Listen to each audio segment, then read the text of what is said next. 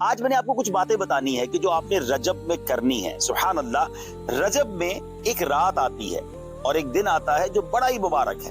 وہ 27ویں رجب ہے، وہ شب معراج ہے، وہ رات عبادت میں گزارنی ہے اور وہ دن روزہ رکھنا ہے۔ اس کی فضیلت کیا ہے؟ نبی پاک علیہ الصلوۃ والسلام کا فرمان عالی شان ہے کہ حضرت ابو ہریرہ رضی اللہ تعالیٰ فرماتے ہیں جو کوئی 27ویں رجب کا روزہ رکھے اللہ عز و جل اس کے لیے 60 مہینے کے روزوں کا ثواب لکھے گا۔ اللہ اکبر۔ اسی تاریخ کو نبی پاک علیہ السلام کو معراج شریف کا عظیم الشان معجزہ نصیب ہوا۔ چنانچہ اس دن جو روزہ رکھتا ہے، نبی پاک علیہ السلام فرماتے ہیں رجب میں ایک دن اور رات ہے، جو اس دن روزہ رکھے اور رات قیام یعنی عبادت کرے تو گویا اس نے 100 سال کے روزے رکھے۔ فرمایا 100 برس کی شب بیداری کی، اور یہ رجب کی 27ویں رات ہے۔ تو پتہ چلا 27ویں شب کو عبادت کرنی ہے، 27 رجب کو روزہ رکھنا ہے۔